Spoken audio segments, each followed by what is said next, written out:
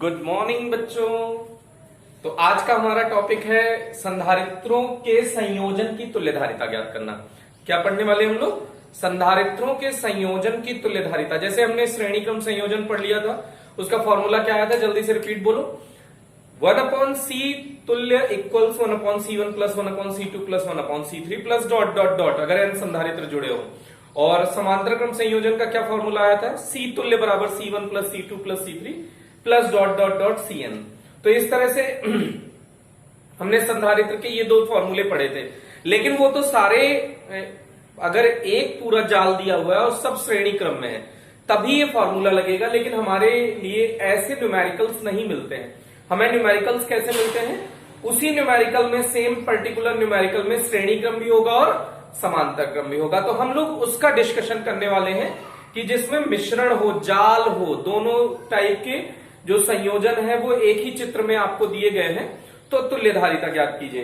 तो इसके लिए पहले आप एक बात समझिए कि जैसे आपने 10वीं में प्रतिरोधों से संबंधित श्रेणी क्रम संयोजन, समांतर क्रम संयोजन और उसके तुल्य प्रतिरोध ज्ञात किए थे, सेम वैसा ही कुछ है। तो एक बार इसका एक अच्छा सा जाल बनाते हैं अपन।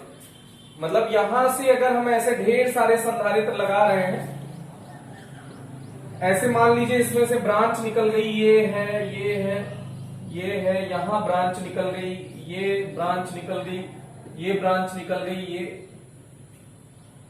अब उसके बाद यहां से ये ब्रांच आके इस ब्रांच को आके इनसे मिला दिया, फिर यहां से एक ब्रांच निकल गई है, फिर ये ब्रांच गई, ये ब्रांच किसमें मिल गई? मान लेते हैं कि एक ब्रांच यहां से निकली है। ऐसे हम एक अजीब सा डायग्राम लेने की कोशिश कर रहे हैं। अब मान लीजिए इसमें भी ऐसे ब्रांचेस हो सकती हैं।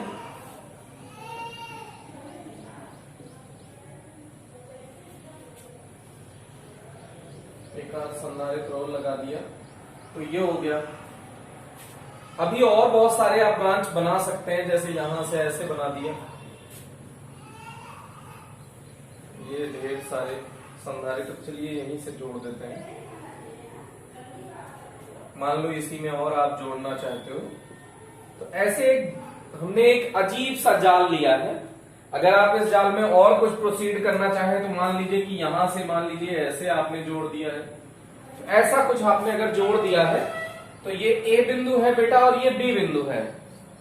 ये A और B के मध्य हमको तुल्यधारिता ज्ञात करनी हो तो सबसे पहले काम क्या करते हैं बेटा? जैसे इसमें ये समझिए कि संधारित्र है, आवेश है, तो रास्ते पर चलते हैं। जैसे आप मान लीजिए कि घर से निकले तो आपको बहुत सारे रास्ते मिलेंगे, 2 रास्ते, 3 रास्ते।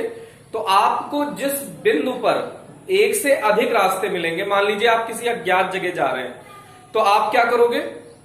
किसी से पूछ लोगे। लेकिन अगर आपको बताने वाला कोई नहीं है तो आप क्या करोगे? दोनों रास्तों पे चल के देखना पड़ेगा। तो मान लेते हैं कि A बिंदु से आप चलिए, तो A बिंदु से देखिए यहां तक पहुंचे। अब यहां के बाद आपके पास 2 रास्ते हैं, तो दोनों पे चलिए और दोनों को सॉल्व करिए। तो दोनों पे चलिए मतलब यहां से यहां चले तो एक ही संधारित्र है। इसको सॉल्व करने में क्या है? इसकी अगर धारिता C है तो C ही रहेगी। लेकिन इस पे चलिए आप, तो इस पे देखिए यहां से यहां तक चले, फिर उसी रास्ते से वापस आइए, फिर ये जहां से जहां तक आप जाए उतने रास्ते को साफ करते चले जाएं। साफ करने का मतलब उस पर सिर्फ एक संधारित्र शेष बचना चाहिए। तो मान लीजिए यहां से यहां तक गए, एक ही संधारित्र लगा है, तो इस पे वापस आइए। वापस यहीं तक आएंगे तो 2 संधारित्र मिलेंगे और दोनों संधारित्र किसमें लगे हैं बेटा? श्रेणी क्रम संयोजन में लगे हैं। तो यहां दोनों के लिए श्रेणी क्रम संयोजन का फॉर्मूला लगा दीजिए, C इंटू C। 2 संधारित्र के लिए हमने पढ़ा था C1 C2 upon C1 plus C2। ये बहुत काम आने वाला फॉर्मूला है बेटा, तो इसको आप एकदम अच्छे से दिमाग में सेट कर लीजिए। तो C1 C2 बटे C1 प्लस C2, तो C इंटू C बटे C प्लस C, तो C स्क्वायर अपॉन 2C। एक C ऊपर नीचे से कट गया तो C/2 आ गया। अब देखिए ये 2 संधारित्र ना होके इसे आप एक संधारित्र मान सकते हैं C/2 धारिता का। ओके, अब ये C/2 और C किसमें है बेटा? समांतर क्रम में है। दिख रहा होगा, यहां से यहां तक और यहां से यहां तक। इस प्रथम संधारित्र, प्रथम और द्वितीय संधारित्र के प्रथम प्लेट को एक बिंदु पर और द्वितीय प्लेट को अन्य बिंदु पर संयोजित किया गया। तो इन दोनों को सॉल्व कर लीजिए, तो C और C/2 अगर समांतर क्रम में है तो सीधे जुड़ जाएंगे बेटा। तो जुड़ जाएंगे तो C प्लस C/2 क्या हो जाएगा, 3C/2 क्या हो जाएगा, 3C/2। अब बेटा यहां से देखिए, यहां से आप यहां तक आए, इतना गंदा जाल था उसको हमने सॉल्व करके 3C/2 फाइनल रिजल्ट पे पहुंच गए। अब देखिए यहां से आपके पास तीन रास्ते हैं, यहां से आपके पास तीन रास्ते हैं। तो पहले आसान आसान रास्तों पर चलिए, उनको सॉल्व करिए। तो सबसे आसान रास्ता हमको दिख रहा है, ये ऊपर वाला है भाई। तो C और C श्रेणी क्रम में, देखिए यहां से यहां तक चले, अगर रास्ता बदलने की जरूरत ना पड़े, रास्ता कितना भी घुमावदार हो, जैसे इधर देखिएगा, ये रास्ता बहुत घुमावदार है, गंदा सा है, लेकिन यहां कोई भी संधारित्र इस गंदे से रास्ते पे लगे मिलेंगे तो ये श्रेणी क्रम में होंगे। लेकिन अगर रास्ते में ब्रांच निकल गई, जैसे यहां से मान लो दो रास्ते हैं, इधर से होते हुए गया है, एक ये होते हुए यहां आया है, तो बोलो ये वाला शॉर्टकट है, ये वाला लेकिन लंबा है, लेकिन दोनों रास्ते यहीं से निकले हैं। तो ये रास्ता और ये रास्ता, ये दोनों रास्ते समांतर क्रम में होंगे बेटा। ऐसे ही आगे देखिए, मान लीजिए ये एक रास्ता कितना भी ऐसे घुमावदार ऐसे चला गया हो, ये एक ही रास्ता है, इसमें जितने संधारित्र, मान लो यहां संधारित्र लगा दिए, यहां संधारित्र, यहां संधारित्र, यहां संधारित्र, यहां संधारित्र, तो ये सब श्रेणी क्रम में लगे हैं। लेकिन अगर इसी से दूसरा रास्ता है, वो भी खूब गंदा सा है, तो उसमें भी खूब सारे संधारित्र लगे हैं, तो ये भी देखिए यहां से दो रास्ते और दोनों यहां जाके मिल रहे हैं, मिलना जरूरी है। तो ये पूरे संधारित्र श्रेणी क्रम में है और ये दूसरे वाले सभी संधारित्र श्रेणी क्रम में है। तो श्रेणी क्रम और समांतर क्रम सबसे मेन है पहचानना। श्रेणी क्रम कब तक होगा बेटा, जब तक रास्ते में कोई परिवर्तन ना आए, रास्ता एक बना रहेगा तो श्रेणी क्रम संयोजन होगा। तो यहां से यहां तक एक ही रास्ता है, भले घुमाव है, तो श्रेणी क्रम संयोजन अगर C धारिता है तो C इंटू C बटे C प्लस C, ये तुल्य धारिता का फॉर्मूला हो गया। तो इसका क्या आ जाएगा रिजल्ट, C इंटू C बटे C प्लस C, तो C²/2C, C²/2C, C से C कट गया, ये C/2। तो ये दो संधारित्र ना मान के आप C/2 का एक संधारित्र मानिए। यहां भी एक और लगा दीजिए तो थोड़ा सा समझने में आसानी होगी। फिर इसके बाद देखिए यहां तक आ गए, यहां से यहां तक एक संधारित्र। अब यहां से आपको कितने रास्ते मिल रहे हैं, तो आंसर है 2। तो चाहे ऊपर वाले पे जाए चाहे नीचे वाले पे जाए, दोनों रास्ते फाइनली एक बिंदु पर मिलते हैं, मिलना जरूरी है बेटा। तो देखिए अगर इसकी धारिता C है तो इसकी तुल्य धारिता कितनी हो जाएगी, C/2। तो एक संधारित्र आप मिटा दीजिए और ये C/2। अच्छा ये धारिता C और C है तो इनकी तुल्य धारिता क्या हो जाएगी बेटा, एक संधारित्र आप हटा दीजिए और ये C धारिता का था, लेकिन दोनों संधारित्र के संयोजन की धारिता C/2 है। अच्छा ये C/2 किसमें है बेटा, समांतर क्रम में है। तो समांतर क्रम में है तो इसकी तुल्य धारिता कितनी हो जाएगी बेटा, C/2 का योग होता है C। तो ये हो गया। अब उसके बाद देखिए यहां C/2, यहां C, अब यहां एक संधारित्र और लगा है। मान लो कि अगर ये C/2 धारिता, वो सॉरी कुछ भी मान लीजिए, कुछ C धारिता का इसे भी मान लीजिए आप, तो अब ये C/2, C और C ये तीनों किसमें है बेटा, समान श्रेणी क्रम में। तो श्रेणी क्रम का फॉर्मूला क्या होता है, अगर दो से अधिक संधारित्र हो तब C1 C2 upon C1 plus C2 नहीं लगाएंगे, तब वही 1/C equals 1/C1 plus 1/C2 plus 1/C3।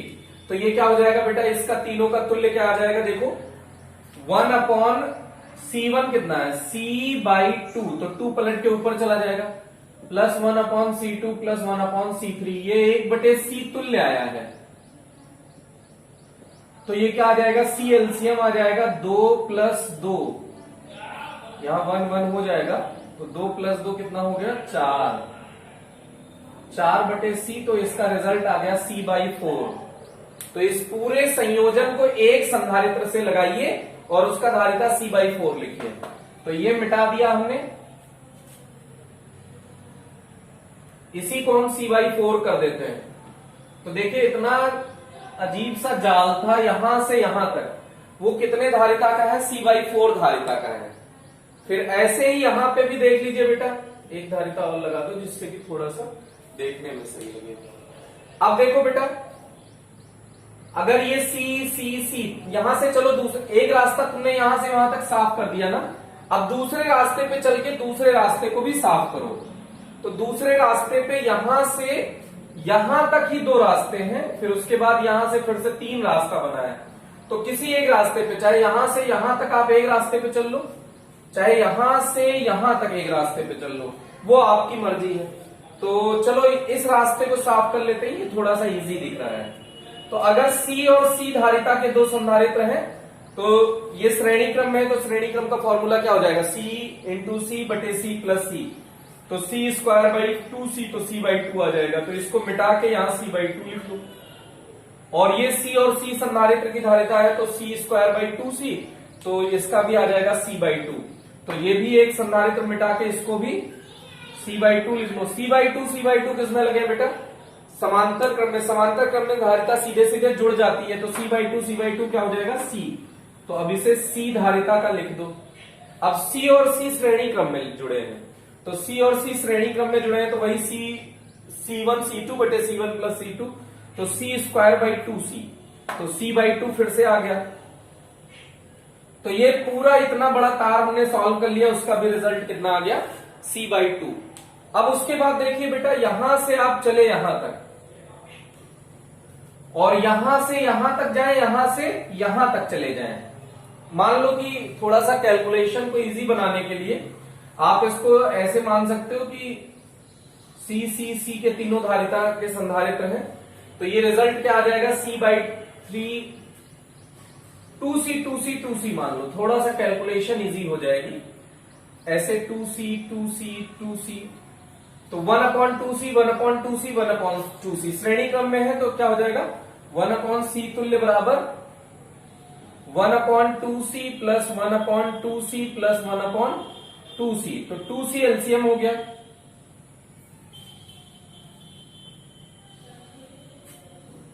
Three C मानो, 3C में थोड़ा सा कैलकुलेशन और आसान हो जाएगी बेटा।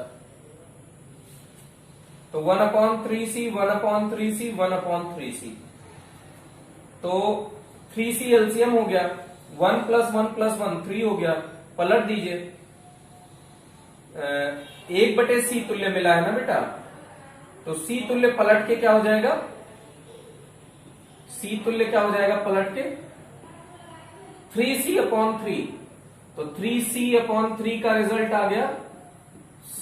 तो ये तीनों का मिला के कितने धारिता का लगा हुआ है, C धारिता का। तो C धारिता का 1 लगा दीजिए यहां पे। ये सिर्फ समझाने के लिए बता रहे हैं, इसीलिए अपने मन से कोई भी यहां पे संधारित्र ले रहे हैं हम। तो फिर से देख लो, 3C के 3 संधारित्र फिर से लगे, तो उसका भी रिजल्ट आ जाएगा C। तो ये भी कितने धारिता का लगा है बेटा, C धारिता का। C और C किसमें है बेटा, समांतर क्रम में है, तो C और C का रिजल्ट, ये भी C, तो C और C का रिजल्ट कितना आ जाएगा, C समांतर क्रम में है तो सीधे सीधे जुड़ जाएंगे, तो 2C। तो ये 2C आ गया। मान लो ये भी 2C का रहा हो, सिर्फ समझने के पॉइंट ऑफ व्यू से बता रहे हैं, इसीलिए धारिता अपने मन से ले रहे हैं। 2C का समांतर क्रम क्या हो जाएगा, 2C × 2C upon 2C + 2C 4C। C से C कैंसिल आउट हो गया, 2 से 2, तो यह आ गया C।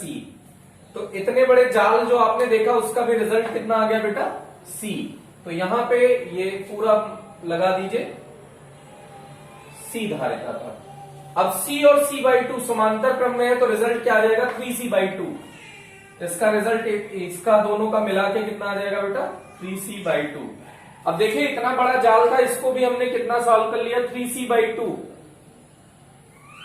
ओके, अब यहां पे देखिए, अगर ये 2C के रहे हो, तो 2C का श्रेणी क्रम संयोजन है, तो 2C × 2C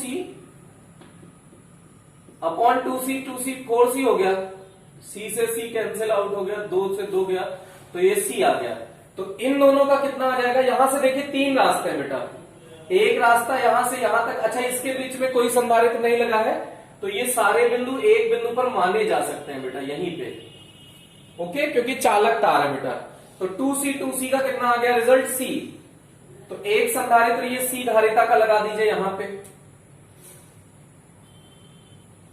दोनों का रिजल्ट लगा दिया बेटा। दो संधारित्र, उसके दोनों का रिजल्ट कितना आया? C। तो दोनों की जगह हमने एक धारिता संधारित्र की लिख दी C। अब इसके बाद इसकी भी C है, इसकी 4C कितने हैं? 1 2 3 4 5, इन सब की 5C मान लो आप। 5C धारिता बेटा, धारिता अलग अलग हो सकती है, ये सिर्फ अपनी सुविधा के लिए हम अपने हिसाब से रिजल्ट ले रहे हैं, जिससे कि कैलकुलेशन थोड़ी इजी हो जाए। आपको सिर्फ समझाने का पर्पज है हमारा। तो ये कितना हो गया बेटा? 1/5C plus 1/5C plus 1/5C plus 1/5C plus 1/5C। तो ये 5 बार जुड़ गया, 1/C तुल्य। श्रेणी क्रम का यही फॉर्मूला होता है, ये सभी श्रेणी क्रम में लगे हैं। तो इनको सॉल्व कर रहे हैं, तो ये एलसीएम ले लिया 5C, ऊपर हो गया 1 प्लस 1 प्लस 1, 5 बार तो 5 आ गया। तो C तुल्य कितना आ जाएगा बेटा? 5C अपॉन C, वो सॉरी 5, तो 5 से 5 कैंसिल आउट हो गया, C आया रिजल्ट। तो ये जो आपको इतना बड़ा जाल दिख रहा है, ये कितने धारिता का संधारित्र लगा है? C धारिता का। तो इसकी जगह हम कितना लिख देते हैं बेटा? ये 5 संधारित्र न मान के एक संधारित्र C धारिता का लगा हुआ है। अब बेटा आप देखो, तीनों समांतर क्रम में दिख रहे होंगे, तो तीनों समांतर क्रम में है जब, तो C का समांतर क्या हो जाएगा? जुड़ जाएंगे, तो 3C। तो यहां से यहां तक का इसको मिटाइए और सीधे सीधे लिख लीजिए 3C। ये C का नहीं है, 3C का है। अब देखो बेटा, ये दोनों किसमें जुड़े हैं? श्रेणी क्रम संयोजन में। तो पहले अब देखो, यहां से यहां तक एक ही है, फिर दो रास्ते हैं, अब दोनों को भी तो सॉल्व करो। यहाँ एक ही संधारित्र, यहाँ दो संधारित्र, तो पहले इसका तुल्य निकाल लो। तो 3C/2 into 3C upon 3C/2 plus 3C, यही तो होता है तुल्य का बेटा फॉर्मूला। तो ये क्या हो जाएगा? 9C² अपॉन 2 अपॉन 2, एलसीएम ले लो इसका भी, तो ये 3C प्लस 6C।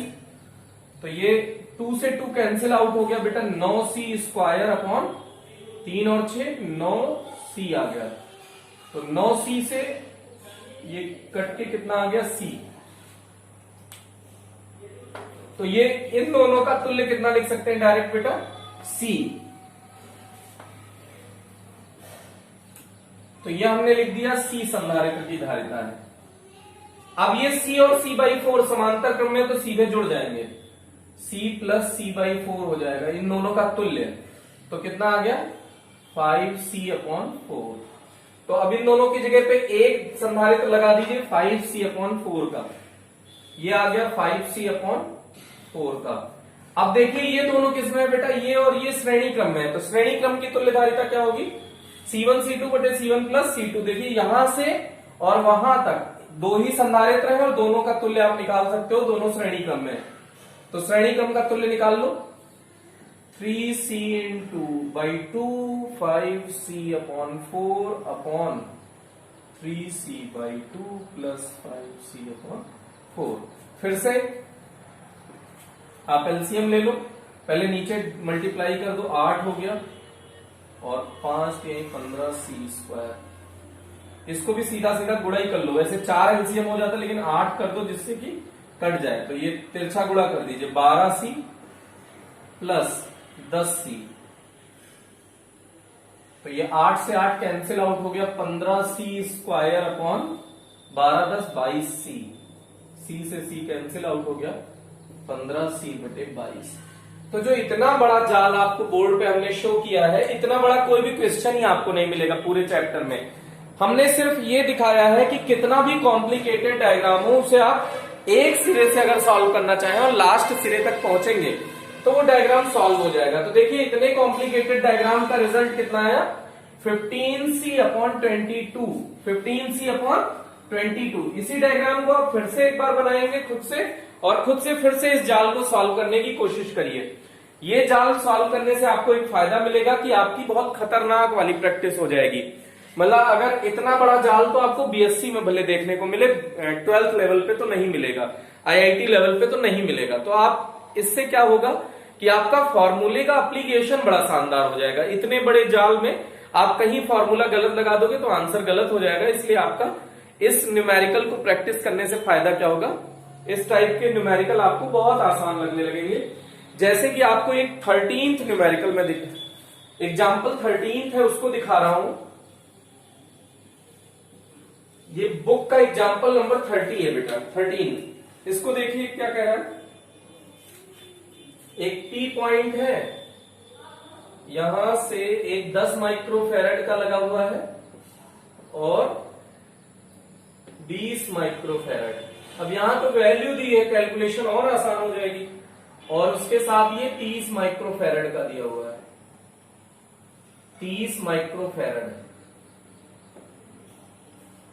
अब P और N, इसके बीच में ऑब्वियस एक बैटरी लगा रखी है, लेकिन उससे कोई फर्क नहीं है। बैटरी लगा रखी है P और N के बीच में, जैसे ऐसे जोड़ दिया है। ये बैटरी है, ये बड़ी प्लेट है बेटा, ये छोटी प्लेट है। तो P व N के मध्य तुल्य धारिता ज्ञात कीजिए। तो आप देखिए यहां से चलिए, यहीं पे दो रास्ते मिले, यहां जाके दोनों रास्ते एंड हो गए। तो ये दोनों किसमें है बेटा, समांतर क्रम में। समांतर क्रम में धारिता क्या होती है, सीधे सीधे जुड़ जाती है। तो 10 और 20 जोड़ दीजिए सीधे सीधे, 30 माइक्रोफेरेड हो गया। अब यहां 30 माइक्रोफेरेड ऐसे लिख दीजिएगा, कोई नाम लिख के कि ये C1 है, ये C2 है, क्योंकि आप डायरेक्ट बुक में आंसर नहीं लिख, वो कॉपी में आंसर डायरेक्ट नहीं लिख सकते अगर बोर्ड दे रहे हैं। और अगर आप एग्जाम कोई कंपटीशन का दे रहे हैं, ओरल आपको सिखा देंगे।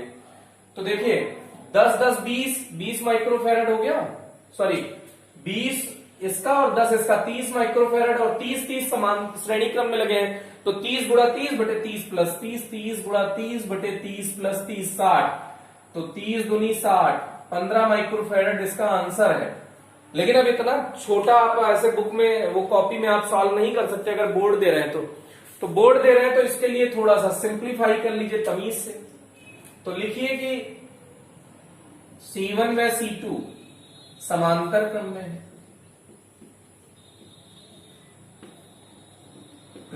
अतः 1/C तुल्य मान लीजिए, C मान लो, 1/C1 प्लस, सॉरी समांतर क्रम में सीधे सीधे जुड़ जाते हैं। तो C तुल्य क्या हो जाएगा, C1 प्लस C2। तो 10 प्लस 20, 30 माइक्रोफेरेड हो गया। अब लिख दीजिए C तुल्य, इसकी जगह एक C तुल्य लगा सकते हो और C3 व C3 श्रेणी क्रम में।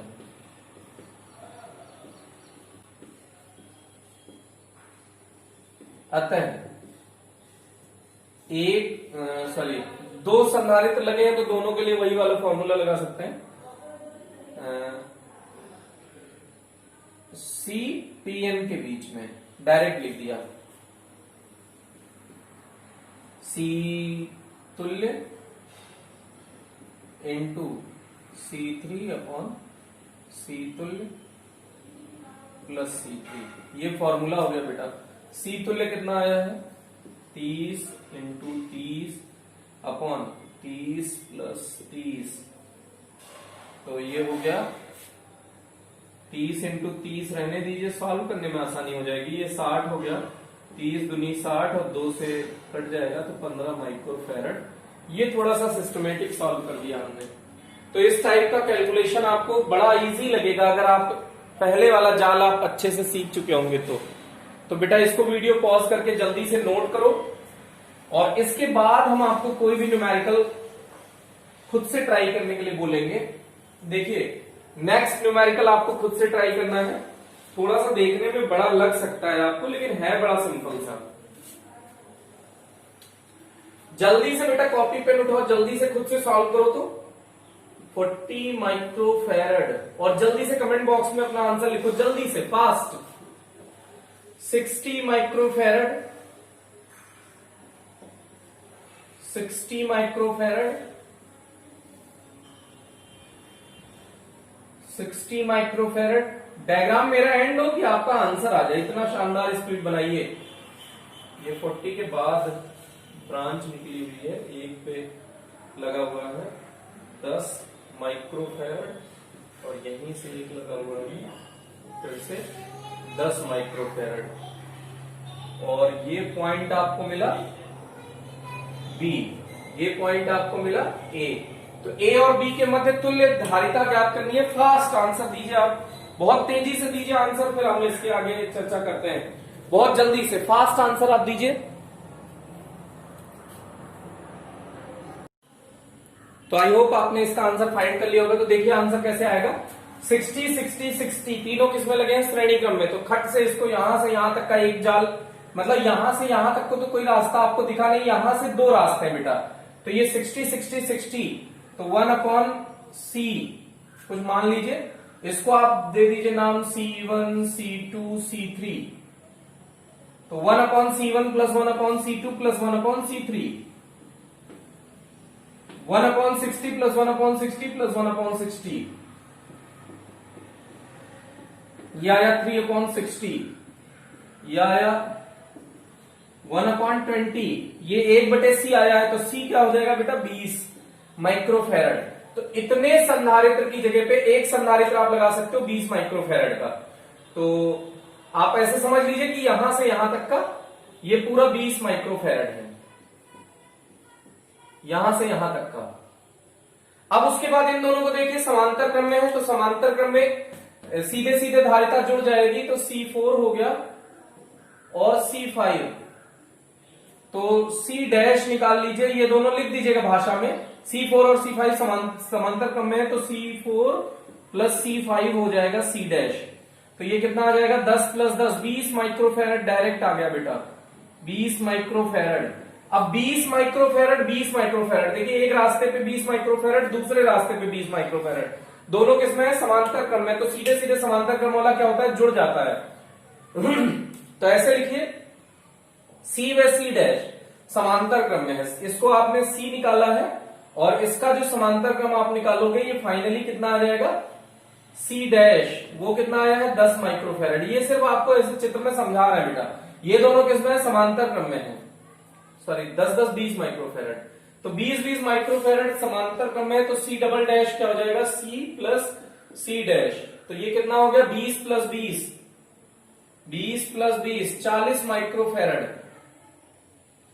और ये कितना तक मान चुके हैं, C6 मान लीजिए, C6।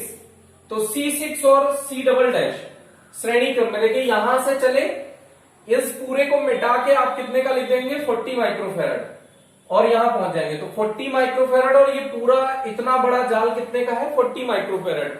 40 माइक्रोफैरड 40 माइक्रोफैरड किसमें है, श्रेणी क्रम में है।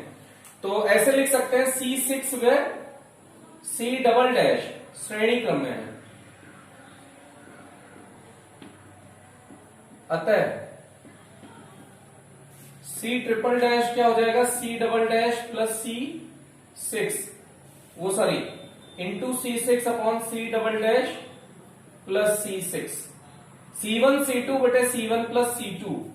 तो 40 इंटू 40 प्लस अपॉन 40 प्लस 40 80 हो गया, तो 40 2 जा 80 2 20 जा, तो ये 20 आ गया। इस पूरे जाल का ए बी के मध्य तुल्य धारिता कितनी आ गई, ए व बी के मध्य तुल्य धारिता कितनी है, ए व बी के मध्य तुल्य धारिता कितनी आ गई बेटा, C ट्रिपल डैश 20 माइक्रोफैरड। ये मात्रक सब में लिख दीजिएगा आप। तो 20 माइक्रोफैरड इस पूरे जाल का आपको वो मिल गया धारिता। इसी में एक पार्ट और पूछ रहा है कि यदि ए व बी के मध्य 100 वोल्ट की बैटरी जोड़ दें तो आवेश कितना प्रवाहित होगा। तो ए और बी के मध्य 100 वोल्ट की बैटरी आपको जोड़नी है, यहां से 100 वोल्ट की ये बैटरी जोड़नी है, तो आवेश कितना प्रवाहित होगा। तो यदि V इक्वल 100 वोल्ट तो Q इक्वल CV होता है, Q equal C triple dash है यहाँ पे into V। C triple dash कितना है 20, और ये कितना है 100, लेकिन 20 माइक्रोफैरड है, तो 10 की घात -6 लिख दीजिए, 1 2 3 जीरो हट जाएगा, तो 2 इंटू 10 की घात -3 कूलाम। तो ये क्या हो जाएगा? 2 मिली कूलाम बेटा, 2 मिली कूलाम इसका आंसर हो गया। कितना आवेश प्रवाहित होगा इसमें पूरे में? 2 मिली कूलाम का आवेश प्रवाहित होगा। तो देखिए इसका आंसर आपने फाइंड कर लिया होगा। देखिए दोनों आंसर सही है या गलत है। अच्छा, इसमें फॉर्मूला के कारण मिस्टेक नहीं होनी चाहिए भाई, क्योंकि फॉर्मूला बड़ा सिंपल है, 2 ही फॉर्मूला है। तो ये आप कमेंट में मत बताइएगा कि फॉर्मूले के कारण मिस्टेक हो गई। तो आप इसमें कैलकुलेशन मिस्टेक हुई है, कौन सी ब्रांच में हुई है या कहां पे हुई है, क्या फाइंड करने में कैलकुलेशन मिस्टेक हुई है, उसको आप कमेंट में जरूर लिखें, जरूर कमेंट करें। इससे पता चलेगा आपको कि जब नेक्स्ट कभी आप देखना चाहेंगे कि आपने क्या मिस्टेक करी थी, तो उस कमेंट सेक्शन को आप खोल सकते हैं उस वीडियो के, तो आपको ये पता चल जाएगा जब आपने इस टाइप का न्यूमेरिकल किया था कभी, तो आपने ये मिस्टेक करी थी। तो ये बहुत फायदेमंद होता है बेटा आपके लिए। तो इसके बाद नेक्स्ट न्यूमेरिकल देखिए, थर्ड न्यूमेरिकल। ये बड़ा अच्छा न्यूमेरिकल है। इसके लिए आपको पहले व्हीट स्टोन सेतु समझना पड़ेगा। ये व्हीट स्टोन सेतु का पूरा कॉन्सेप्ट आपको हम अगले चैप्टर के बाद वाले चैप्टर 6th चैप्टर में पढ़ाएंगे। उसका रीजन है वहां पे व्हीट स्टोन सेतु सीधे सीधे दिया गया है। तो व्हीट स्टोन सेतु समझ लीजिए बेटा कि अगर मान लीजिए कि इसके 4-5 टाइप के डायग्राम होते हैं, वो कहीं भी आ जाए तो आप ये पक्का समझ लेना ये व्हीट स्टोन सेतु है, लेकिन चेक करिएगा तभी बताइएगा। तो देखिएगा,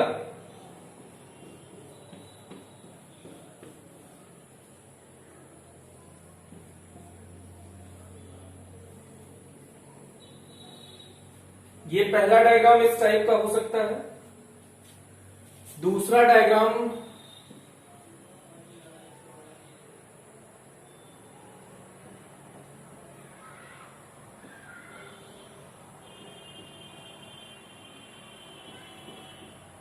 इस टाइप का भी हो सकता है, तीसरा डायग्राम इसी में जो पॉपुलर है व्हीट स्टोन के लिए,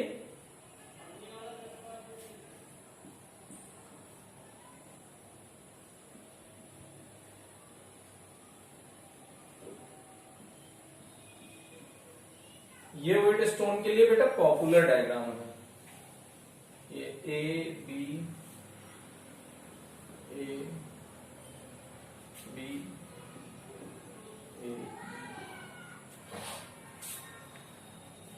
जो सबसे कम पॉपुलर है, ये देखो तीनों पॉपुलर है, सबसे ज्यादा पॉपुलर ये है, फिर ये है, फिर ये है, लेकिन जो इसमें कोई ध्यान ही नहीं देता वो है ये वाला डायग्राम व्हीट स्टोन का। यहां पे बेटा सब लोग कंफ्यूज हो जाते हैं, तो आप इसको जरा सा देखिएगा।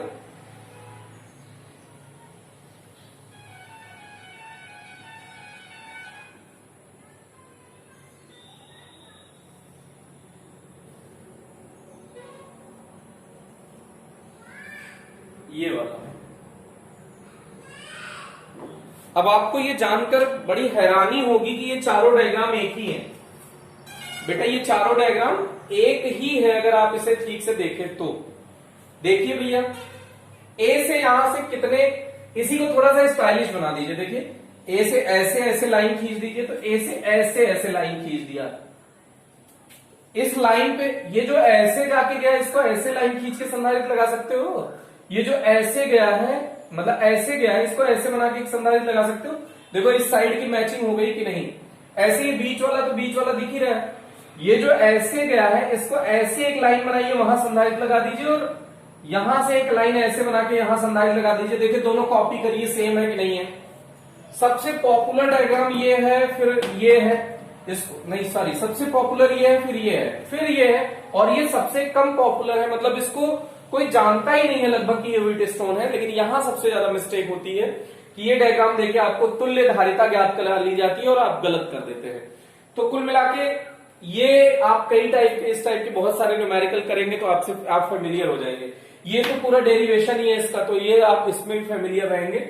ये थोड़ा सा मैच भी करा सकते हैं, लेकिन ये थोड़ा सा अच्छा है ये चारों सेम। तो पहले आप ये मैच कराइए कि ये दोनों सेम आपको दिखा या नहीं दिखा।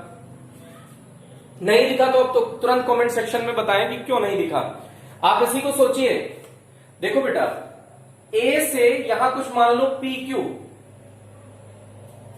ये है बेटा पी क्यू। तो ए से पी में एक संधारित्र लगा है ना, ए से पी में एक संधारित्र लगा है, ए से क्यू में एक संधारित्र लगा है, ए से क्यू में एक संधारित्र लगा है, पी से बी में एक संधारित्र लगा है, क्यू से बी में एक संधारित्र लगा है, और पी क्यू पर भी तो एक संधारित्र लगा है। तो ये दोनों सेम हो गए या नहीं हुए? अरे बोलो भाई, कमेंट करो। इसके बाद बोलो, इसको देखो बेटा जल्दी से। अब इसको समझना, इसको आंखों से महसूस करो बेटा, देखो दिमाग लगाओ, इस तार को खींच के इधर करो जरा, समझिएगा।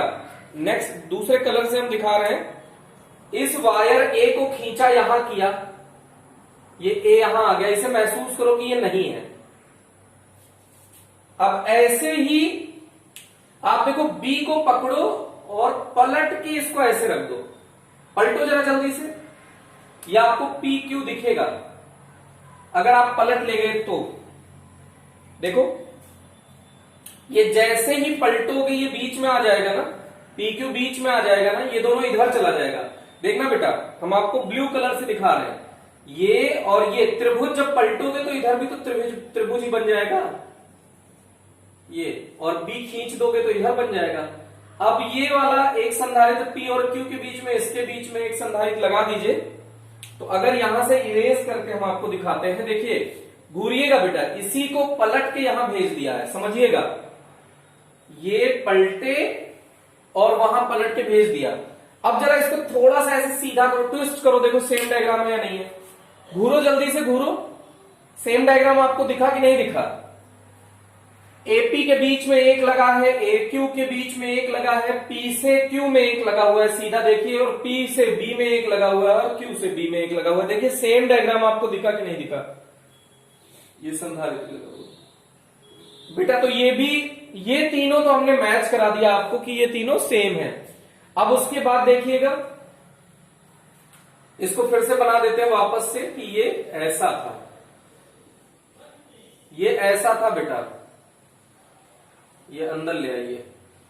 ये सिर्फ और सिर्फ कंफ्यूज करने के लिए इतना कॉम्प्लिकेटेड डायग्राम इसे कर दिया जाता है। ये बहुत ही पॉपुलर डायग्राम है, मतलब ये वाला कम पॉपुलर है, लेकिन इस टाइप के न्यूमेरिकल बड़े पॉपुलर है। तो ये तीन हो गए, 1 2 3 आपको व्हीट स्टोन जैसा दिख रहा है, ये नहीं दिख रहा होगा तो इसको समझाने की कोशिश करते हैं। ये है P, ये है Q, समझने की कोशिश करो बेटा। पहले इसको ऐसे बनाओ, A यहां बना दो, B उस साइड में बना दो, P और Q बीच में है, कहीं हमने P यहां बना दिया और Q यहां बना दिया। अब जोड़ना शुरू करो, देखो ये पॉइंट A है तो ये भी तो A ही है, ये A कह लो, ये B है तो यहां B कह सकते हो कि नहीं कह सकते हो? एक ही बात है बेटा, अगर चालक तार लगा हुआ है तो। देखो A से P में एक संधारित्र जुड़ा है कि नहीं, तो A से P में एक संधारित्र जोड़ दीजिए। A से Q में, A के साथ सीधे Q में जुड़ा हुआ है, A से Q में एक संधारित्र जोड़ दीजिए। P से Q में एक जुड़ा हुआ है कि नहीं जुड़ा हुआ है? जल्दी जल्दी बोलो भाई। और Q से B में, Q से B में भी एक संधारित्र जुड़ा हुआ है, और P से B में एक संधारित्र जुड़ा हुआ है, P से B में एक संधारित्र जुड़ा हुआ है। देखिए डिट्टो, यही, ये दोनों सेम हो गया कि नहीं हो गया बेटा? घूरो जल्दी से। ये बहुत इंपॉर्टेंट डायग्राम्स है, इसको अगर आप अच्छे से समझ लेंगे तो व्हीट स्टोन से रिलेटेड प्रॉब्लम बिल्कुल चुटकियों में आपसे लगेगी। ओके, एक बार इसे देख लीजिए। तो अगर इसकी धारिता C1 है, इसकी C2 है, इसकी C3 है, इसकी C4 है, तो व्हीट स्टोन सेतु का सिद्धांत क्या है बेटा? कि अगर C1 भाग C2, C1 का अनुपात ले C2 के साथ, तो C3 का अनुपात C4 के साथ ले, तो ये दोनों रिजल्ट आपको बराबर मिलने चाहिए। फिर से देख लीजिएगा, C1 बटे C2 equal C3 upon C4 कर दें, अगर ये दोनों बराबर आ जाए, जैसे ये 1 माइक्रोफेरेड है तो 2 माइक्रोफेरेड, तो 1 बटे 2 आ गया, तो ये 2 माइक्रोफेरेड है, ये 4, तो 2 बटे 4, ये भी 1 बटे 2 हो गया। तो ये P बटे Q बराबर R बटे S दिख रहा है या नहीं दिख रहा है? तो इसका अगर ये ऐसा है तो ये PQ भुजा जो है ये बेकार भुजा है, इसमें से कोई भी धारा, कोई भी आवेश प्रवाहित नहीं होगा। तो ये सिर्फ लल्लू बनाने के लिए आपको दिया, बेवकूफ बनाने के लिए दिया है, इसका कोई काम नहीं है। तो ये मिटा दीजिएगा तुरंत। तो अगर ये मिटा दे तो देखो इसको, इसमें से कोई भी आवेश प्रवाहित नहीं होगा, तो आवेश प्रवाहित नहीं होगा। अब ए बी के मध्य तुल्य धारिता ज्ञात करनी है। C1 C2 श्रेणी क्रम में है, इसका क्या हो जाएगा C1 C2 बटे C1 plus C2। C3 C4 श्रेणी क्रम में है, तो C3 C4 बटे C3 प्लस C4, और ये दोनों आपस में समांतर क्रम में, इनको जोड़ दीजिए, आंसर ले लीजिए। तो लेकिन शर्त यही है बेटा, P बटे Q बराबर वो C1 बटे C2 बराबर C3 बटे C4 होना चाहिए। जैसे यहां पे ये C1 मान लीजिए, ये C2 हो गया, ये C3 हो गया, ये C4 हो गया, तो C1 बटे C2, C1 बटे C2 अगर C3 बटे C4 के बराबर हो गया तो ये बेवकूफ बनाने के लिए PQ भुजा दी हुई है। अब देखो बेकार भुजा है, तो यहां से यहां तक एक तार है दोनों श्रेणी क्रम में, यहां से यहां तक एक तार है दोनों श्रेणी क्रम में, और यह आपस में समांतर क्रम में है। फिर से यही कहानी यहां भी है बेटा, ये C1 है, ये C2 है, ये C3 है, ये C4 है, तो C1 बटे C2 बराबर C3 बटे C4 है, तो ये बेकार में लगा है बेवकूफ बनाने के लिए। तो अब C1 C2 श्रेणी क्रम में है, C3 C4 ये भी श्रेणी क्रम में है, जब इन दोनों को सॉल्व कर लेंगे तो ये आपस में समांतर क्रम में है। ऐसे यहां पे देखिए, ये है C1, ये है C2, ये है C3, ये है C4, तो C1 बटे C2, C1 बटे C2 बराबर C3 बटे C4, अगर ये है तो ये बेकार भुजा है, ये सिर्फ आपको बेवकूफ बनाने के लिए दिया। तो देखिए ए बी के मध्य ए बिंदु यहां मान लीजिए, और इसको थोड़ा सा सीधा कर लीजिए तो ज्यादा समझ में आएगा। तो यहां से यहां तक देखिए, ये दोनों श्रेणी में C1 C2 और C3 C4 श्रेणी में, तो इनका तुल्य क्या आ जाएगा, जो आप जैसे फॉर्मूला लगा के सॉल्व करते हैं। तो पहले इस टाइप का ये हमने बताया कि व्हीट स्टोन है, लेकिन व्हीट स्टोन को डायरेक्ट कभी ऐसे डायग्राम देखा आपने कि ये कुछ बना हुआ है और खट से आपने व्हीट स्टोन लगा दिया, तुरंत गलत हो जाएगा बेटा आंसर। जब तक आप ये चेक ना कर लें कि C1 बटे C2 बराबर C3 बटे C4, इनके साथ लेना है, इनके साथ, तो अगर ये अनुपात बराबर है तब इससे कोई आवेश प्रवाहित नहीं होगा। ये व्हीट स्टोन सेतु की संतुलन अवस्था कहलाती है, ये व्हीट स्टोन सेतु की संतुलन अवस्था कहलाती है। तो संतुलन अवस्था में ऐसा होगा बेटा। तो ये चारों डायग्राम है, इसमें से एक हम इसी को सॉल्व कर देते हैं, और आप किसी में भी ऐसा कोई मान दिया जाएगा तो आप ये समझ लीजिएगा कि सेम ही है।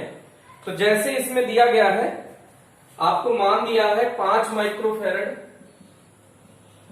5 माइक्रोफेरेड, 2 माइक्रोफेरेड, ये दिया है 10 माइक्रोफेरेड। मान दिया रहेगा लेकिन बेटा उसका कोई फायदा नहीं है। 10 माइक्रोफेरेड, फिर ये दिया है 4 माइक्रोफेरेड। ये मान दिए हैं बेटा, अब इनको सबसे पहले क्या करो, C1 बटे C2, C1 बटे C2 निकालो। तो C1 बटे C2 कितना आ गया, 5 बटे 10, तो 1 बटे 2 आ गया। अब इसी तरह से C3 अपॉन C4 निकालो, 2 बटे 4, 1 बटे 2, समीकरण नंबर 2।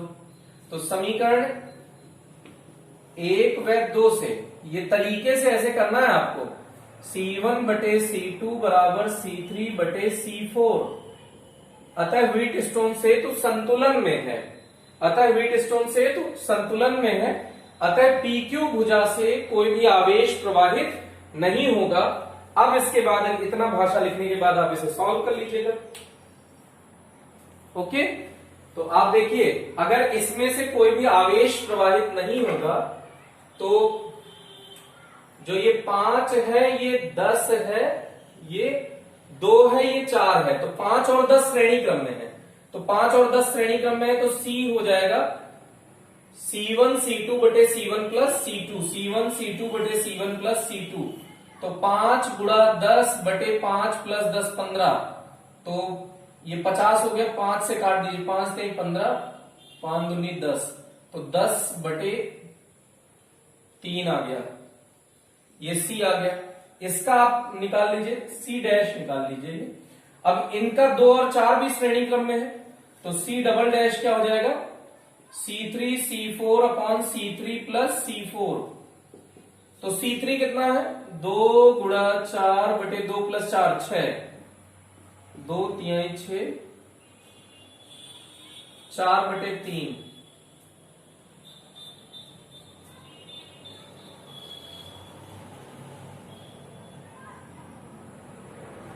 तो अब इन दोनों को जोड़ दीजिए, ये दोनों समांतर क्रम में है, सी डबल डैश, सी और सी डबल डैश समांतर क्रम में है, सी और सी डबल डैश समांतर क्रम में है, तो सी व C dash C double dash समांतर में है।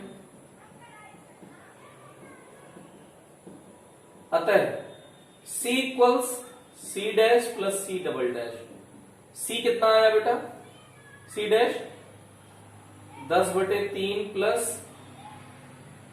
4/3, तो 14/3, ये आपका आंसर आ गया बेटा, 14/3 माइक्रोफैरड।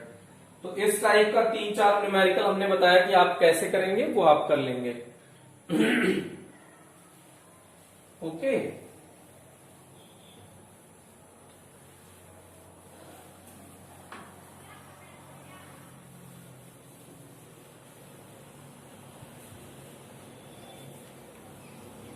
इस 4 टाइप के में से कोई सा भी टाइप आपको दिख जाए तो तरीका यही सेम है बेटा।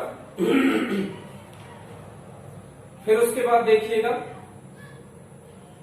आपको नेक्स्ट न्यूमेरिकल इस टाइप का हो सकता है 6 माइक्रोफैरड और 12 माइक्रोफैरड। ये 6 माइक्रोफैरड है और यहां इसके साथ 12 माइक्रोफैरड है। इनसे क्या लगा हुआ है, एक ई विद्युत वाहक बल की बैटरी से जोड़ देते हैं।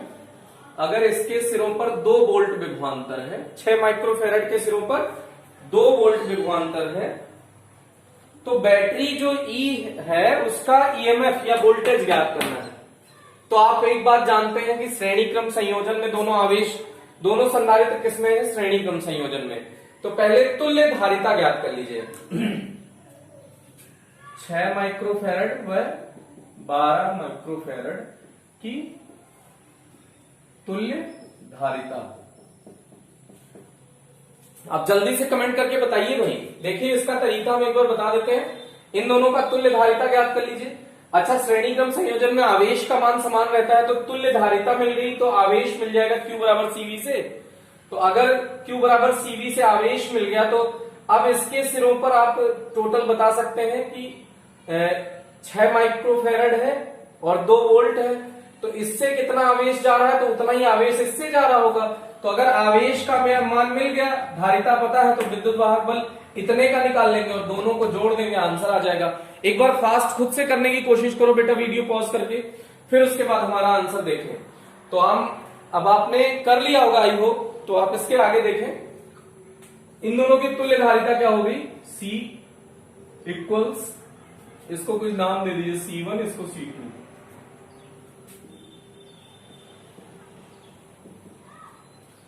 छह इंटू 12, 6 प्लस 12 18 हो गया, 4 माइक्रोफैरड।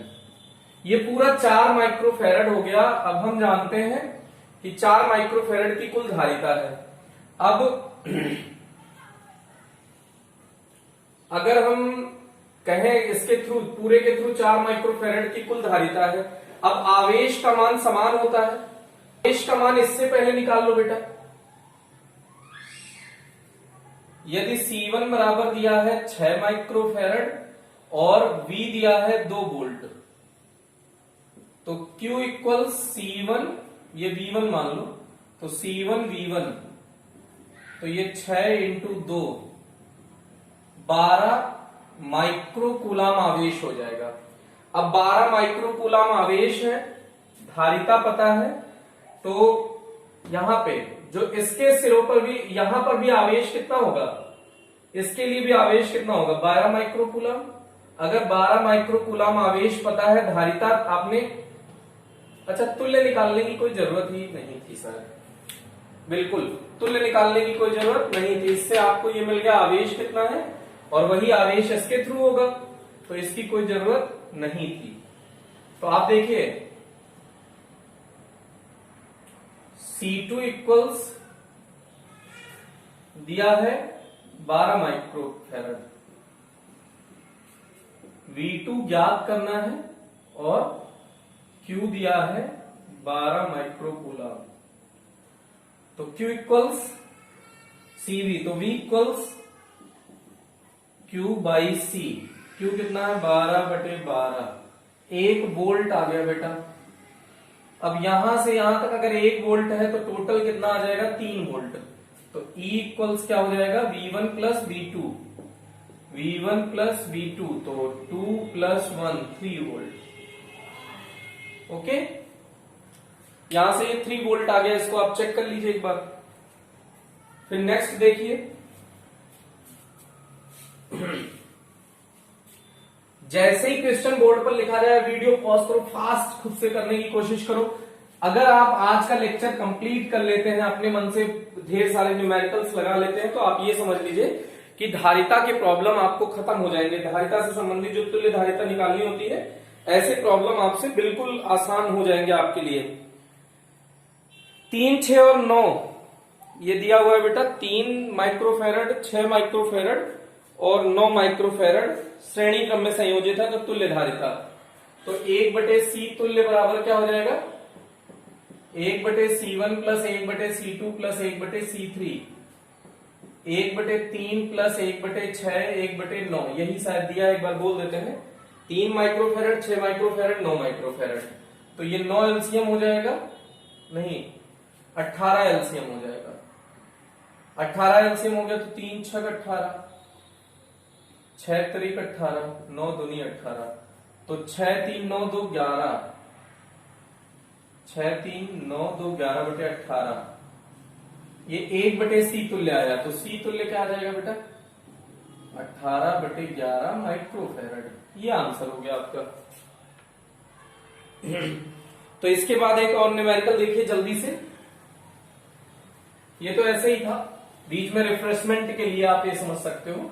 इसके बाद नेक्स्ट न्यूमेरिकल देखो आप बेटा,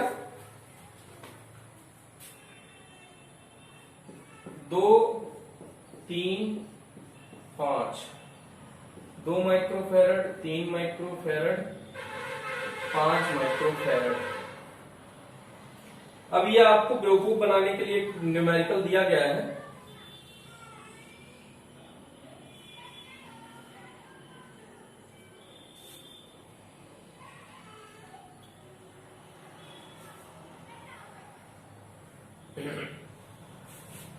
अब इसमें सबसे देखने के बाद ये व्हीट स्टोन लगा होगा खट्ट से, आपको जल्दी से सॉल्व करो, जल्दी से इसका आप आंसर बताओ, फिर हम लोग चर्चा करते हैं। जल्दी से आंसर बताओ बेटा। अब अगर आपने ट्राई किया होगा वीडियो पॉज करके, तो आप देखिए उसको कैसे होगा। ये व्हीट स्टोन ही नहीं है, पहली बात यहां संधारित्र ही नहीं लगे हैं, तो इस टाइप की प्रॉब्लम को वायर प्रॉब्लम बोलते हैं। वायर प्रॉब्लम बोलते हैं। यहां पे आप वायर का नाम दे दीजिए, एक वायर लगा हुआ है और ये दूसरा वायर लगा हुआ है, तो 2 वायर लगे हैं, तो इस पॉइंट का नाम दे दीजिए 1, तो इस पॉइंट का नाम भी होगा 1। ऐसे यहां ये पॉइंट 2 है, तो ये भी पॉइंट 2 है, क्योंकि ये एक वायर है और ये दूसरा वायर है। तो अब आप देखिए 1 नंबर और 2 नंबर, 2 पॉइंट है आपके पास, 1 2 1 2 ही तो आपको दिख रहा है। अगर तीसरा वायर होता तो थर्ड वायर लिख देते। अब 1 और 2 के बीच में देखिए, 1 और 2 के बीच में एक संधारित्र जुड़ा है, इसको टिक कर दिया करिए, जिनको कर दें उनको टिक कर दें। कितना इसकी धारिता है 2 माइक्रोफेरड। फिर 1 और 1 के बीच में कुछ नहीं है, तो 1 1 के बीच में, मतलब ये बेवकूफ बनाने के लिए तार लगा दिया है। 2 और 1 के बीच में 3 माइक्रोफेरड, 2 1 के बीच में 3 माइक्रोफेरड, और 1 और 2 के बीच में 5 माइक्रोफेरड, 5 माइक्रोफेरड। बेटा अब आप देखिए 2 और 2 के बीच में कुछ लगा है, तो 2 और 2 के बीच में एक चालक तार लगा है, उससे क्या फर्क पड़ेगा। मान लो ये चालक तार यहां ऐसे जोड़ दिया, ये एक पे ऐसे जोड़ दिया, तो ये कोई वो थोड़ी है कि मास्क बना दिया है कि दोनों कान पे लगा तो बीच ये नाक पे आ जाए, ये आंख पे आ जाए और ये मुंह पे आ जाए, ये कोई मास्क थोड़ी बना रहा है। ये चालक तार है, तो चालक तार से चाहे एक तार निकाल दो यहां से, चाहे ऐसे गोल गोल करके ये पूरा तार बंडल ही बांध दो, उससे क्या फर्क पड़ेगा। तो ये सिर्फ बेवकूफ बनाने का न्यूमेरिकल है। तो ये तीनों समांतर क्रम है, समांतर क्रम में तुल्य धारिता C तुल्य, तीनों जुड़ जाएंगे, 3 + 2 + 5 3 8 और 2 10 माइक्रोफेरड। इसका आंसर आ गया। तो ये टाइप का प्रॉब्लम आप थोड़ा सा इससे अलर्ट रहिएगा, ये पूरा टेंशन दे सकता है, आप इसे व्हीट स्टोन सोचेंगे और ये गलत हो जाएगा। तो इस टाइप के प्रॉब्लम का नाम क्या है बेटा? Wire problem. इसके बाद देखिएगा जल्दी से नेक्स्ट, हाँ इस टाइप का देखिए बड़ा पॉपुलर, ये भी न्यूमेरिकल है बेटा।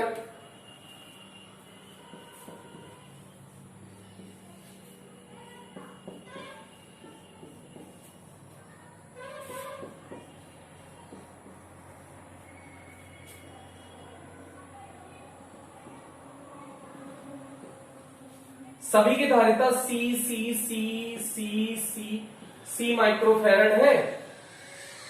ए व बी के मध्य तुल्य धारिता ज्ञात कीजिए। तो ये इन्फिनाइट तक इसका वो है वायर।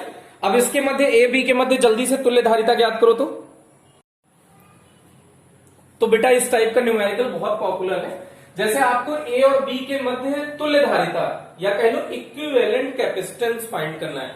अगर इंग्लिश में आप कहेंगे तो क्या कहेंगे? ए और बी के बीच इक्विवेलेंट कैपेसिटेंस फाइंड कीजिए। अब आप देखने में आपको लगेगा कि इस टाइप का तो हम जिंदगी भर सॉल्व करते रह जाएंगे।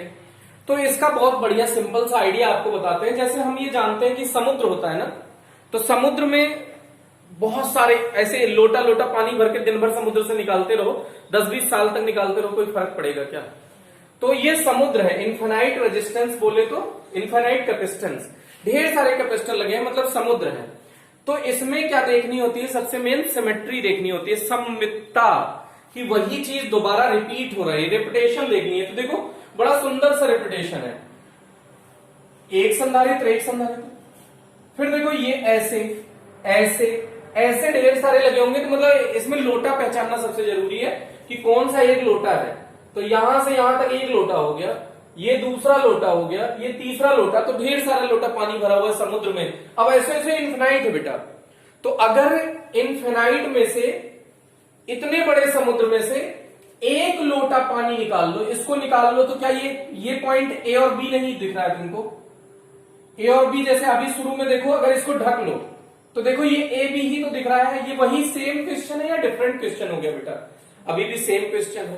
तो अगर हम इसको हम हटा लें, मान लेते हैं कि पहले इसको मान लीजिए कि लेट इस पूरे जो नेटवर्क है उसका कैपेसिटेंस कुछ भी मान सकते हैं आप, हम लोग एक्स मान लेते हैं।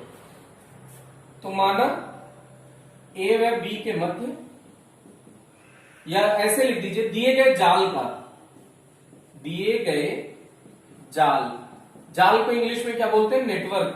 जो गिवन नेटवर्क है, जाल की तुल्य धारिता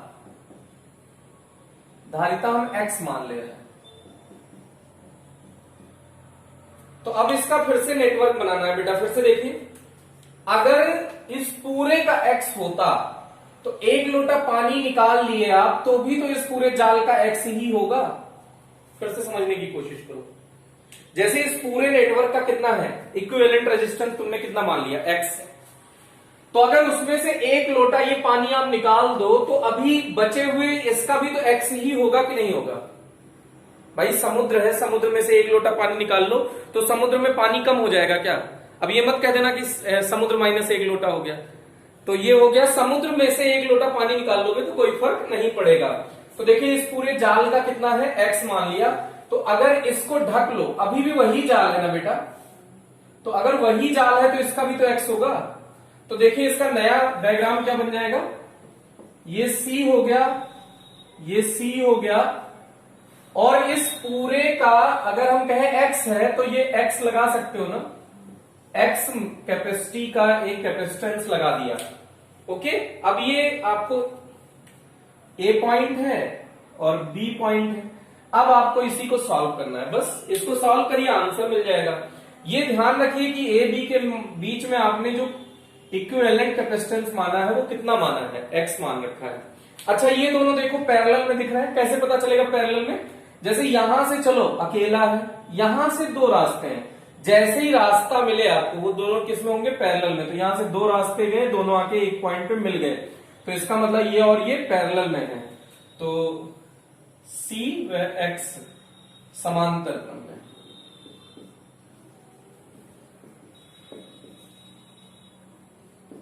अतः सी डैश क्या हो जाएगा, C plus X, C plus X, इसे इक्वेशन 1 मान लें। तो इसकी जगह पे हम सी प्लस एक्स का एक नया कैपेसिटेंस बना सकते हैं। देखो इसको हटा दो तो ये दोनों मिला के सी प्लस एक्स ही तो था, तो हमने इसको लिख दिया सी प्लस एक्स। ये किसके इक्वल है बेटा, सी डैश के। तो सी डैश और सी किस में है, सी और डी, सी डैश किस में है बेटा, देखो यहां से ऐसे एक ही रास्ता है पूरा, तो सीरीज में है, श्रेणी क्रम में है, तो इसको सॉल्व कर लीजिए। तो इसको सॉल्व कैसे करेंगे, सी ए बी, दो कैपेसिटर दो संधारित्र लगे हो तो फॉर्मूला क्या होता है, C1 C2 upon C1 plus C2। C1 कितना है C, C2 कितना है C प्लस एक्स, ऐसे मान लो C डैश कह दो, C into C dash upon C plus C dash. तो C कितना है, C ही है, C डैश कितना है C plus x upon C plus C dash. C कितना है बेटा, C ही है, C डैश कितना है, इनटू है ऊपर, सॉरी मल्टीप्लाई कर साइन लगेगा, C प्लस एक्स। ओके, लेकिन ये सी ए बी के बीच आपने इक्विवेलेंट कैपेसिटेंस कितना माना है, तुल्य धारिता कितनी मानी है, एक्स मानी है, तो ये किसके इक्वल हो जाएगा, एक्स के। सबसे कॉम्प्लिकेटेड ये पॉइंट है बेटा कि सी ए बी के प्लेस पे भी एक्स ही रखना है आपको। अब आप इसको क्रॉस मल्टीप्लाई कर लो, पहले ऐसे थोड़ा सा रहने दीजिए, तो सी स्क्वायर प्लस सी एक्स, सी से एक्स का मल्टीप्लाई हुआ, सी सी 2c प्लस एक्स। अब इसका क्रॉस मल्टीप्लाई कर दो बेटा, 2cx, 2cx का मल्टीप्लाई हुआ 2c, अच्छा ये x है, 2c प्लस एक्स, तो 2c का x से मल्टीप्लाई हुआ 2cx, अब x का x से मल्टीप्लाई हुआ x स्क्वायर हो गया, equal c square plus cx। अब x का स्क्वायर इधर रहने दो, 2cx और इस cx को इधर ले आओ तो प्लस cx बचा। अब इस c स्क्वायर को उधर ले जाओगे तो माइनस सी स्क्वायर इक्वल 0। अब ये सिंपल इक्वेशन नहीं है, इसको आपको श्रीधराचार्य सिस्टम से सॉल्व करना पड़ेगा। तो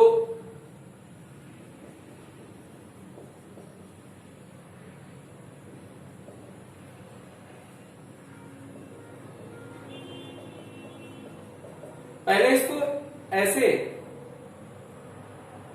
ax square plus bx plus C बराबर 0 से तुलना कर लीजिए, कंपेयर करना है बेटा। तो a के प्लेस पे कितना लिखा हुआ है 1, b के प्लेस पे कितना लिखा हुआ है c, और c के प्लेस पे माइनस सी स्क्वायर। ये a b c की वैल्यू अगर मिल गई तो श्रीधराचार्य का फॉर्मूला होता है x equals minus B plus minus under root B square minus 4ac upon 2a। ये श्रीधराचार्य का फॉर्मूला होता है अगर आपको क्वाड्रेटिक इक्वेशन, ये क्वाड्रेटिक इक्वेशन है और इसके रूट फाइंड करने हो। प्लस माइनस का मतलब एक पॉजिटिव रूट होगा एक निगेटिव रूट होगा। तो माइनस फॉर्मूले का है b की वैल्यू रखो c, plus minus under root b की वैल्यू रखो तो c स्क्वायर हो गई, माइनस 4a की वैल्यू है 1 इंटू c की वैल्यू है माइनस सी स्क्वायर अपॉन 2 इंटू ए की वैल्यू है 1। ये फॉर्मूले में वैल्यू रखा है बेटा, अगर कोई कंफ्यूजन हो तो आप पूछ सकते हैं। तो माइनस सी प्लस माइनस, देखो सी स्क्वायर और माइनस माइनस प्लस हो जाएगा 4c स्क्वायर, तो ये हो गया 5c स्क्वायर अपॉन 2। अब थोड़ा सा स्पेस कम है बेटा, तो थोड़ा सा उधर हम यूज कर रहे हैं स्पेस, तो देख लीजिएगा यहाँ पे साइड में थोड़ा सा इतना ही इरेज कर रहे हैं। तो क्या आ गया बेटा, x इक्वल्स कितना आ गया माइनस सी प्लस माइनस सी स्क्वायर तो बाहर चला जाएगा, अंडर रूट में 5 बचा c अपॉन 2। अच्छा, कभी भी कैपेसिटी निगेटिव नहीं हो सकती बेटा, तो यहां पे ये निगेटिव वाला रिजेक्ट हो जाएगा, क्योंकि कोई भी धारिता, क्या कभी बाल्टी अपने अंदर से पहले ही, मतलब पानी ऐसा थोड़ी हो सकता है कि पानी रखो फेंक दे, मतलब उसकी कैपेसिटी निगेटिव का मतलब वो रख ही नहीं पा रही, उल्टा फेंक रही है, तो वो निगेटिव हो गई। तो क्या बाल्टी कभी ऐसा कर सकती है कि वो फेंकने लग जाए? नहीं, वो या तो जीरो, बहुत छोटी बाल्टी होगी तो भी थोड़ा सा पानी रखेगी, और अगर उसका लेवल प्लेन हो जाएगा तो जीरो पानी रखेगी, लेकिन जीरो से कम पानी कैसे रखवाओगे उसके पास? तो उसकी कैपेसिटी कभी निगेटिव नहीं हो सकती। तो यहां पर निगेटिव साइन रिजेक्ट करने पर तो x के दो रूट है, x equals -c minus √5c/2, ये रिजेक्ट हो गया। रिजेक्ट क्यों हुआ, रीजन समझ लो बेटा, कि धारिता कभी ऋणात्मक नहीं होती, कैपेसिटी कभी निगेटिव नहीं होती।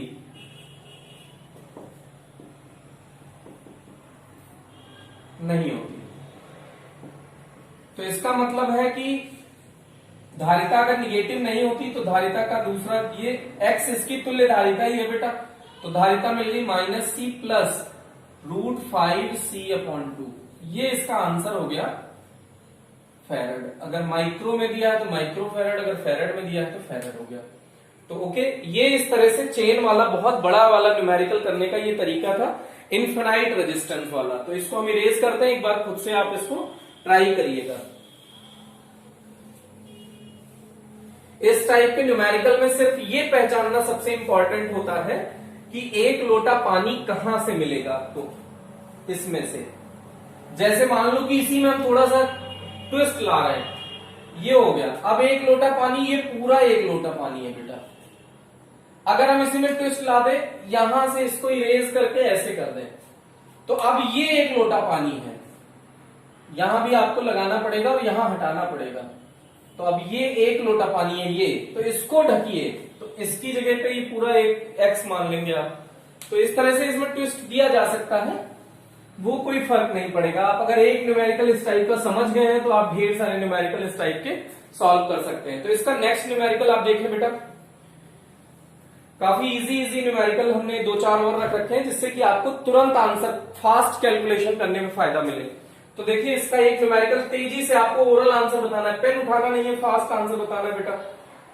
फिर यहां से 4 माइक्रोफैरड, ये आपके लगे हैं 3 माइक्रोफैरड, 6 माइक्रोफैरड,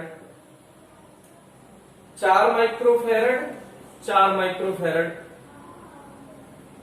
ए और बी के बीच इक्विवेलेंट रेजिस्टेंस, इक्विवेलेंट कैपेसिटेंस, तुल्य धारिता बतानी है। फास्ट आंसर दीजिए, ओरल, बिना पेन चलाए जल्दी से आंसर बताइए बेटा। आई होप कि आपने सॉल्व कर लिया होगा, वीडियो पॉज करके आप आंसर जल्दी कमेंट सेक्शन में लिखें। देखिए 3 और 6 श्रेणी क्रम में है, तो 3-6 का श्रेणी क्रम क्या हो जाएगा, श्रेणी क्रम का फॉर्मूला क्या होता है, C1 C2/C1 प्लस C2। तो 3 गुणा 6 बटे 3 प्लस 6, 3 6 18, 3 प्लस 6 9, 9 18 बटे 9, 2 आ गया। तो इस पूरे का रिजल्ट कितना है, 2। कैसे, यहां पर दिखा देते हैं, C' मान लो ये C1 हो गया, ये C2 हो गया। तो 3 × 6/3 प्लस 6 8, 3 प्लस 6 9, तो 2 माइक्रोफैरड आ गया इसका रिजल्ट। अब ऐसे ही ये C3 मान सकते हो, ये C4 मान सकते हो। तो फिर से ये दोनों श्रेणी में, सीरीज में है, तो C" क्या हो जाएगा, C1 C2/C1 plus C2, sorry C3 C4 C3 plus C4 क्या आ जाएगा, जल्दी से बताओ। 4 × 4/4 प्लस 4, 16/8 2, वेरी गुड। तो 4 × 4/4 प्लस 4 8, ये आया 2। तो ये 2 माइक्रोफैरड आ गया। इसका भी आंसर पूरे का 2 माइक्रोफैरड है, 2 माइक्रोफैरड, 2 माइक्रोफैरड, 2 माइक्रोफैरड किसमें है, पैरेलल में है। तो पैरेलल का क्या फॉर्मूला हो जाएगा, C1 प्लस C2। डायरेक्ट क्या आंसर आ जाएगा बेटा, C1 प्लस C2। तो C नेट, CAB के बीच का C नेट होगा C' plus C double dash, क्या आ जाएगा 2 + 2 4 माइक्रोफैरड, इसका आंसर आ गया। तो ये सिर्फ प्रैक्टिस के पॉइंट ऑफ व्यू से था कि आप फास्ट आंसर कैलकुलेट करने की कोशिश करें। 4 माइक्रोफैरड, 4 हमने लिखना मेरे से छूट गया, तो 4 माइक्रोफैरड। इसके बाद नेक्स्ट देखो बेटा, जल्दी से next question, copy pen answer comment section में तुरंत बताओ, कॉपी पेन लिए बैठे रहो, फास्ट आंसर देना है आपको।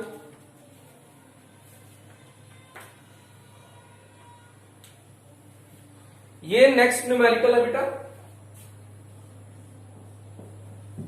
सारे 5 माइक्रोफैरड के हैं। सभी कितने माइक्रोफैरड के लगे हैं, 5 माइक्रोफैरड के सभी कैपेसिटर लगे हुए हैं। 5 माइक्रोफैरड के सभी कैपेसिटर लगे हुए हैं।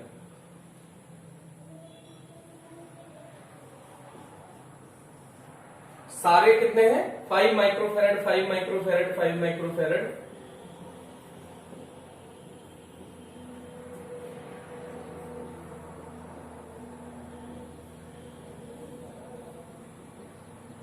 जल्दी से इक्विवेलेंट रेजिस्टेंस, इक्विवेलेंट कैपेसिटेंस बताओ बेटा, फास्ट, बहुत तेजी से आपको आंसर बताना है। जल्दी से बताने की कोशिश करो, वीडियो पॉज करो और देखो। अगर आपने कर लिया हो तो कमेंट सेक्शन में आंसर बताएं और देखें। देखो बेटा, ये फिर से व्हीट स्टोन है, और ये व्हीट स्टोन में कैसे है, फिर से आप इसको नाम दीजिए। ए, यहां तक व्हीट स्टोन है बेटा, बी डैश मान लीजिए और ये बी मान लीजिए। तो ए और बी डैश ये व्हीट स्टोन बना रहे हैं, ये पी क्यू है। कैसे पता चलेगा देखते हैं। ए से क्यू के बीच में एक, हाँ पी क्यू यहां लिख दीजिए कुछ। ए से पी में एक रेजिस्टेंस, एक कैपेसिटेंस लगाइए। ए से पी में एक लगा दो 5 माइक्रोफेरेड। ए से पी वाला हो गया, ए से क्यू वाला लगा दीजिए, ये भी 5 माइक्रोफेरेड है। फिर पी से क्यू में एक लगाओ 5 माइक्रोफेरेड का, सारे कंप्लीट होने चाहिए 5 माइक्रोफेरेड।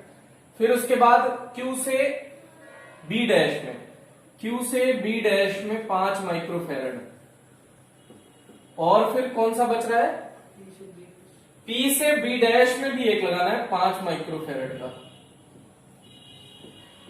अब इसके बाद एक यहां पे 5 माइक्रोफेरेड का और है, तो पहले इसका इक्विवेलेंट आप निकाल लो, उसमें ये सीरीज में दिख रहा है, आंसर आ जाएगा। तो इसमें आप देखिए, पहले तो सबसे पहले C1, C2, C3, C4, C5 और ये C6 कुछ नाम दे दीजिए। तो सबसे पहले अगर व्हीट स्टोन लिखता है तो क्या चेक करते हैं बेटा, C1/C2। C1/C2 कितना आ गया, 5/5, 1 माइक्रोफेरेड, इक्वेशन 1 मान लो। फिर C3/C4 कैलकुलेट करते हैं, 5/5, ये भी 1 माइक्रोफेरेड आ गया। तो from 1 and 2, C1/C2 equal C3/C4। ये किसकी कंडीशन है बेटा, व्हीट स्टोन की। अगर C1/C2 C3/C4 के इक्वल हो जाता है तो ये क्या हो जाएगा बेटा, व्हीट स्टोन बैलेंस हो जाएगा, संतुलन में होगा। तो ये इस ब्रिज से कोई भी आवेश प्रवाहित नहीं होगा, तो ये आपका बेकार हो जाएगा। अब इसके बाद इसको सॉल्व करो। C1 और C2 सीरीज में है, तो C डैश मान लीजिए C1 C2/C1 प्लस C2, तो 5 into 5/5 प्लस 5 10। तो ये क्या हो गया, 5 into 5/5 प्लस 5 10 हो गया, तो 5 2 10, 5/2 ये आंसर आ गया। ये C डैश आ गया इसका। अब इन दोनों का भी इसी तरह से C डबल डैश क्या हो जाएगा, C3 C4/C3 प्लस C4 क्या हो जाएगा, 5 into 5/5 प्लस 5, ये हो गया 25/10। तो 25/10 ये भी आ गया 5/2। अब C और C डैश इनका इक्विवेलेंट निकाल लो। C डैश व C डबल डैश समांतर में है, अतः C ट्रिपल डैश क्या हो जाएगा बेटा, C dash plus C double dash. तो ये हो गया 5/2 प्लस 5/2, 2 एलसीएम हो गया 10/2, तो इसका आ गया 5 माइक्रोफेरेड। 5 माइक्रोफेरेड इस पूरे नेटवर्क का रिजल्ट आ गया। तो 5 माइक्रोफेरेड ये C ट्रिपल डैश, तो हम कह सकते हैं C ट्रिपल डैश व C6, इसको हमने नाम दिया है C6 श्रेणी में। अतः CAB C triple dash into C6/C triple dash plus C6। C triple dash कितना है बेटा, 5 into 5 प्लस 5 प्लस 5, 25/10, ये आ गया 2.5 माइक्रोफेरेड। तो इस पूरे नेटवर्क का रिजल्ट क्या आ गया बेटा, 2.5 माइक्रोफेरेड। तो ऐसे ही बहुत सारे न्यूमेरिकल और करने हैं, तो आप कोशिश करें कि खुद से ट्राई करें, और जितने भी न्यूमेरिकल्स इससे रिलेटेड और हैं हम नेक्स्ट लेक्चर पे फिर इसका डिस्कशन करेंगे। तब तक आप इसको खूब अच्छे से जितने न्यूमेरिकल इस टाइप के दिखे वो खुद से सॉल्व करने की कोशिश करें। थैंक यू, आज के लिए इतना ही।